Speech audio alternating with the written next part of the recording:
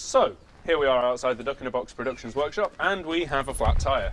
Well, we don't though, do we? So Right. to change said flat tyre, we are Yep. going to need things out of the back. This is Jack.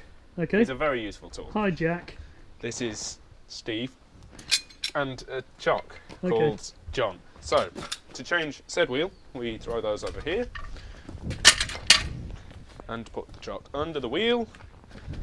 Right, which wheel are we changing here, Xander? The back one, The back one. So why have you put the chock under the front wheel? because there won't be a back wheel to put the chock under.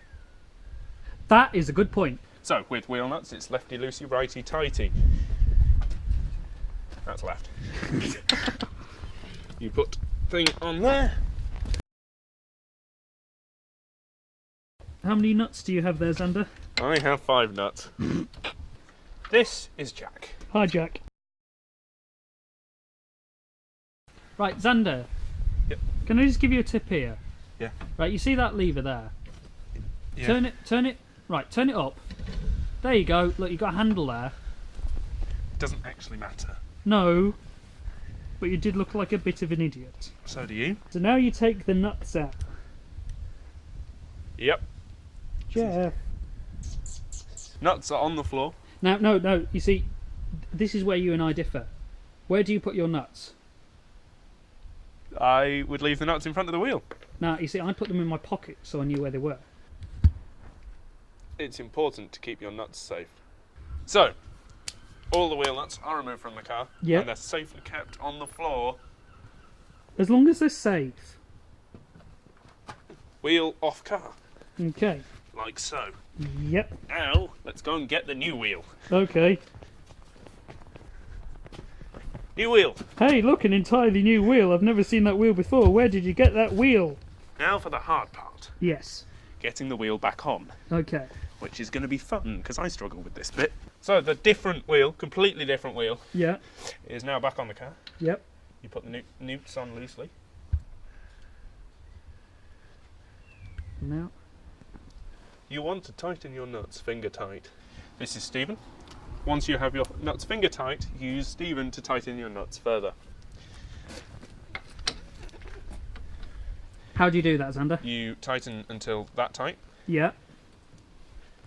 What's that tight? Is that until you've got... That is hand tight. Okay. Hand tight. And you work in a circle on this car because there is 5 wheel nuts. Therefore there is no opposites. On even-numbered wheel nuts, though, such as my Clio, Which has 4 wheel nuts. you use opposites. Yes. Diagonally. I've done it wrong. A big part of being a man is knowing when you're wrong and asking for help to make sure you're right next time. Do you want me to help? Yes. So where do you think you've gone wrong, Xander? Probably not tightening the nuts enough. I'm not sure. Does that look straight? She'll be right. Should be right. She'll be right, no dramas. No dramas, mate. Jack goes down. Jack falls over. Then tighten nuts. Further. And how do you do that, Xander? Still using Stephen, you grab onto the very useful roof bar on the Land Rover. Not all of us have us. That'll do. This is a highly technical measure of how tight the nuts are. So, and that is how you change the wheel. Now you get all your items together. Get all your tools together. Chuck them in the back. Get in the engine, get in the car, and start the engine. To start the engine, I just turn the key, don't I? Kick the wheel to check it's fine, and it is. That is how you change a wheel. You now gather your tools. Stephen, Jack. Did you have a name for the wedge? Yeah, Chuck Norris. You throw said tools into the boot. That was loud. Get in. Start the engine without crushing your mic.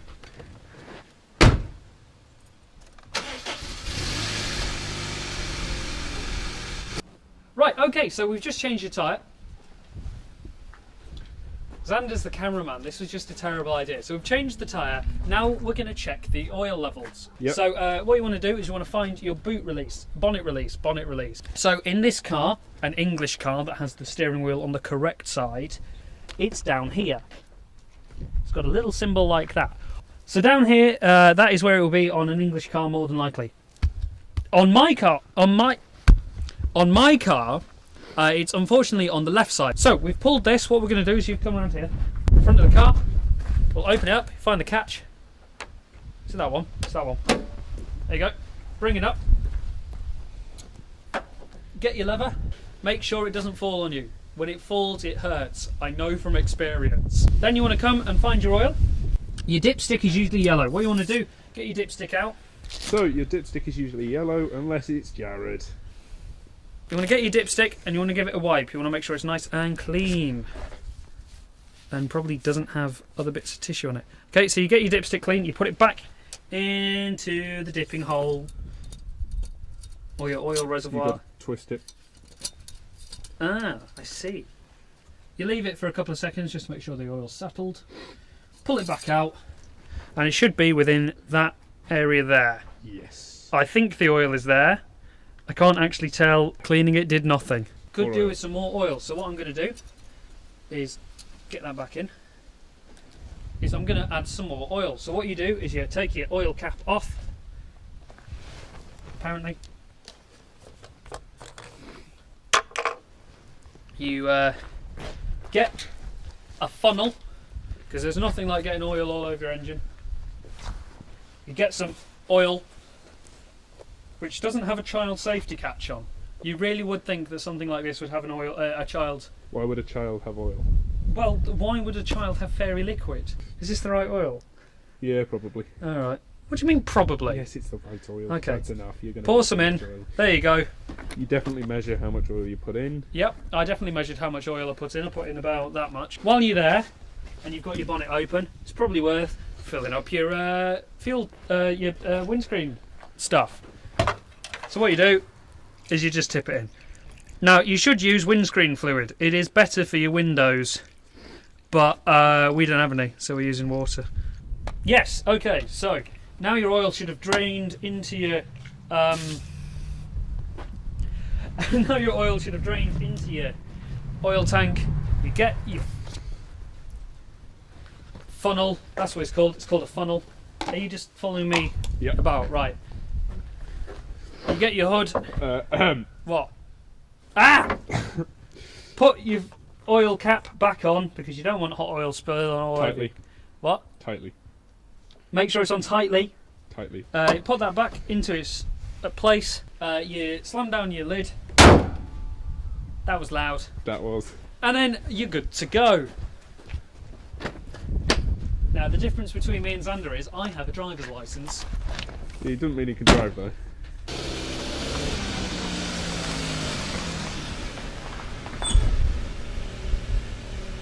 Something sloshed around then.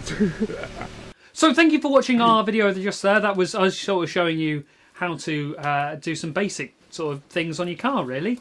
Yeah. We must really must stress that we are not experts in this. We are not trained mechanics. We're not untrained mechanics. We're just two guys that know how to change a wheel. I think it's quite embarrassing the amount of... I changed a wheel the other day. The amount of people that are older than me going, oh, I wouldn't know what to do. Oh, I wouldn't know how to do that. I thought it was quite embarrassing. So, we've imparted our wisdom on you. Yes, wisdom imparted. However, we must disclose that if it goes wrong, that is not necessarily the correct way to do it. We've just kind of learnt this over the years. And so if anything goes wrong, not our fault.